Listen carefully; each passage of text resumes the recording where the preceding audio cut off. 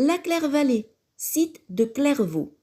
Sur 32 hectares emprisonnés, derrière 3 kilomètres de hauts murs, cette Claire-Vallée raconte une seule et même histoire, celle de l'enfermement.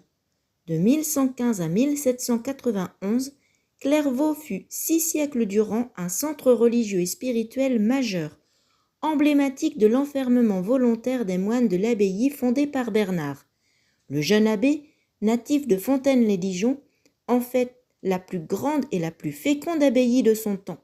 À sa mort en 1153, à l'âge de 63 ans, elle compte 800 moines et a diffusé le modèle cistercien à travers toute l'Europe dans un réseau de 350 abbayes filles. Cette opulente richesse pousse les moines à détruire leur vieille abbaye pour la rebâtir plus grande, mais ils n'en profiteront guère. Vendue à la Révolution, Napoléon va en faire une maison centrale de détention, la plus grande et la plus terrifiante de son temps. D'une capacité de 1000 places, elle entasse dans ses geôles jusqu'à 3000 hommes, femmes et enfants. Cet enfermement de masse vire à l'enfer. En 1847, l'épidémie de scorbut fait des ravages et provoque un scandale national. Mais les entrepreneurs privés qui règnent sur la prison n'écopent que de peines de principe. Réputée pour ses conditions de vie effroyables, Clairvaux l'est aussi pour ses VIP. Les canuts de Lyon seront les premiers d'une liste longue comme la Grande Muraille de Chine.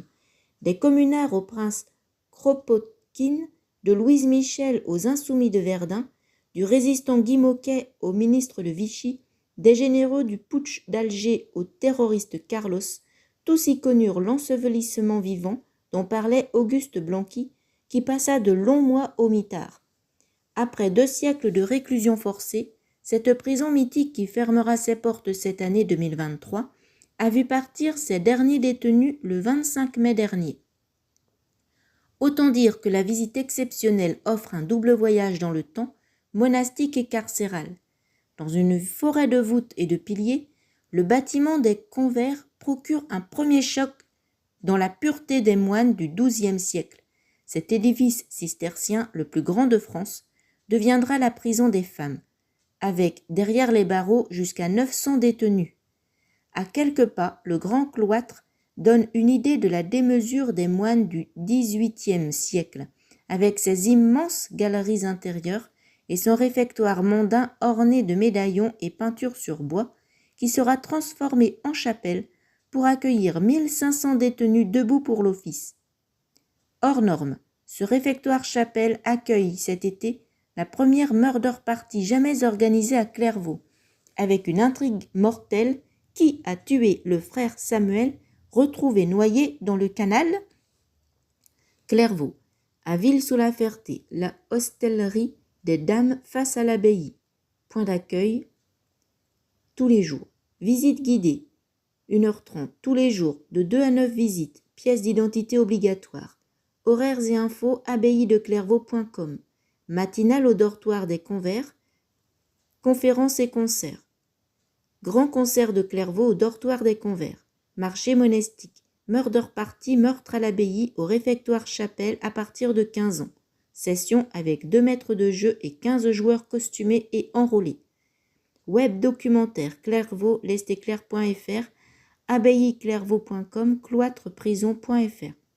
Randonnée, 7 itinéraires pédestres sont balisés au départ de Clairvaux et de la mairie de Longchamp-sur-Aujon, les circuits du bois de Clairvaux, 13 km, et de la fontaine Saint-Bernard, 3 km, conduisent en pleine forêt domaniale, à l'ombre d'épicéas centenaires. Topoguide sur tourisme-côte-des-Barres.com.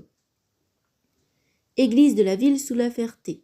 On y découvre le suaire 12e de Saint-Bernard et quantité de mobilier et reliques, ainsi que 2 superbes portraits 17e de Bernard et Malachy, tous les jours de 10h à 18h.